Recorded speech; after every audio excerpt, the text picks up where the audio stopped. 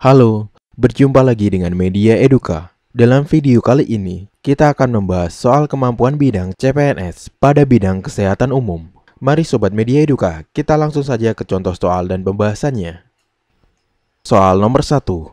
COVID-19 pertama kali ditemukan di Cina pada akhir Desember 2019 lalu dan menyebar sangat pesat ke penjuru dunia. Negara manakah di luar Cina yang pertama kali terpapar virus ini? A. Korea Selatan, B. Jepang, C. Singapura, D. Thailand, E. Amerika Serikat. Pembahasan. Negara pertama yang terpapar virus COVID-19 setelah Cina adalah Thailand. Berikutnya Jepang dan Korea Selatan yang kemudian berkembang ke negara-negara lain. Jadi jawaban yang tepat adalah D. Soal nomor 2. Seseorang yang tidak bergejala dan memiliki resiko tertular dari orang dengan konfirmasi COVID-19 disebut A. Orang dalam pemantauan, B. Pasien dalam pengawasan, C. Orang tanpa gejala, D. Suspek, E. Konfirmasi positif COVID-19. Pembahasan. Seseorang yang tidak bergejala dan memiliki resiko tertular dari orang dengan konfirmasi COVID-19, orang tanpa gejala atau OTG merupakan kontak erat dengan kasus konfirmasi COVID-19. Jadi jawaban yang tepat adalah C. Soal nomor 3. Berdasarkan panduan WHO, terdapat 4 skenario transmisi pada pandemi COVID-19 sebagai berikut, kecuali A. Wilayah yang belum ada kasus, B. Wilayah dengan 1 atau lebih kasus, C. Wilayah yang memiliki kasus klister dalam waktu, lokasi geografis, maupun paparan umum, D. Wilayah dengan sebaran kasus tertinggi, E. Wilayah yang memiliki transmisi komunitas. Pembahasan. Berdasarkan panduan WHO, terdapat 4 skenario transmisi pada pandemi COVID-19, yaitu 1. Wilayah yang belum ada kasus, 2. Wilayah dengan 1 atau lebih kasus, baik kasus impor ataupun lokal, 3. Wilayah yang memiliki kasus klister dalam waktu, lokasi geografis maupun paparan umum, 4. Wilayah yang memiliki transmisi komunitas.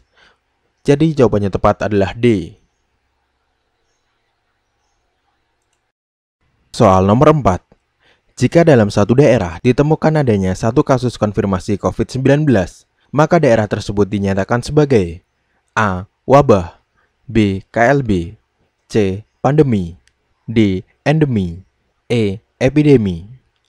Pembahasan. KLB atau kejadian luar biasa adalah salah satu status yang diterapkan di Indonesia untuk mengklarifikasikan peristiwa penyakit yang merebak dan dapat berkembang menjadi wabah penyakit. Suatu daerah dapat dinyatakan sebagai KLB jika ditemukan 1 kasus konfirmasi COVID-19. Jadi jawabannya tepat adalah B. Soal nomor 5. Proses mengurangi resiko penularan melalui upaya memisahkan individu yang sakit, baik yang sudah dikonfirmasi laboratorium atau memiliki gejala COVID-19 dengan masyarakat luas, merupakan definisi dari A. Karantina, B. Isolasi, C. Upaya pencegahan, D. Physical distancing, E. Manajemen kesehatan. Pembahasan. Isolasi adalah proses mengurangi resiko penularan melalui upaya memisahkan individu yang sakit, baik yang sudah dikonfirmasi laboratorium atau memiliki gejala COVID-19 dengan masyarakat luas. Sedangkan karantina adalah proses mengurangi resiko penularan dan identifikasi dini COVID-19 melalui upaya memisahkan individu yang sehat atau belum memiliki gejala COVID-19, tetapi memiliki riwayat kontak dengan pasien konfirmasi COVID-19 atau memiliki riwayat bepergian ke wilayah yang sudah terjadi transmisi lokal. Jadi jawaban yang tepat adalah B. Soal nomor 6. Seseorang yang melakukan kontak fisik atau berada dalam ruangan atau berkunjung dalam radius 1 meter dengan kasus pasien dalam pengawasan atau konfirmasi dalam 2 hari sebelum kasus timbul gejala dan hingga 14 hari setelah kasus timbul gejala disebut A. OTG, B. Konfirmasi, C. Positif COVID-19, D. Kontak erat, E. Kontak. Pembahasan. Kontak erat adalah di mana seseorang yang melakukan kontak fisik atau berada dalam ruangan atau berkunjung dalam radius 1 meter dengan kasus pasien dalam pengawasan atau konfirmasi dalam 2 hari sebelum kasus timbul gejala dan hingga 14 hari setelah kasus timbul gejala. Jadi jawaban yang tepat adalah D. Soal nomor 7. Berikut ini yang merupakan kriteria seseorang yang masuk ke dalam kategori discarded adalah: A. Seseorang dengan riwayat kontak dengan kasus terkonfirmasi kurang dari 14 hari yang lalu. B. Seseorang dengan status kontak erat yang telah menyelesaikan masa karantina selama 14 hari. C. Seseorang dengan kasus kontak erat yang ketika menjalani proses karantina muncul gejala COVID-19. D. Seseorang dengan riwayat kontak dengan kasus suspek COVID-19. Semua benar. Pembahasan. Seseorang masuk dalam kategori discarded apabila memenuhi salah satu kriteria berikut. Yang pertama, seseorang dengan status kasus suspek dengan hasil pemeriksaan RT-PCR 2 kali negatif selama 2 hari berturut-turut dengan selang waktu lebih dari 24 jam. Yang kedua, seseorang dengan status kontak erat yang telah menyelesaikan masa karantina selama 14 hari. Jadi jawabannya tepat adalah B. Soal nomor 8. Tahapan pelacakan kontak erat atau OTG pada kasus COVID-19 terdiri dari 3 komponen utama, yaitu: A. Identifikasi kasus, pengambilan spesimen, dan penanggulangan awal. B. Identifikasi kontak, pencatatan detail kontak, dan tindak lanjut kontak. C. Konfirmasi kontak, pelaporan kontak, dan penyelidikan kontak. D. Pemantauan kontak, pelaporan kontak, dan identifikasi kontak. Identifikasi kontak, penyusunan laporan kontak, dan pengawasan kontak. Pembahasan. Tahapan pelacakan kontak erat terdiri dari 3 komponen utama, yaitu: 1. Identifikasi kontak atau kontak identification. 2. Pencatatan detail kontak atau kontak listing. 3. Tindak lanjut kontak atau kontak follow up. Jadi jawabannya tepat adalah B. Soal nomor 9. Seseorang masuk ke dalam kategori OTG, kemudian dilakukan pemeriksaan RT-PCR dan menunjukkan hasil positif, dan dilakukan tata laksana karantina mandiri di rumah.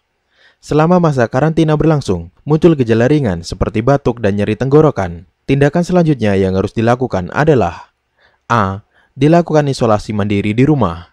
B. Dilakukan isolasi di rumah sakit umum. C. Dilakukan isolasi di rumah sakit darurat. D. Dilakukan isolasi di rumah sakit rujukan.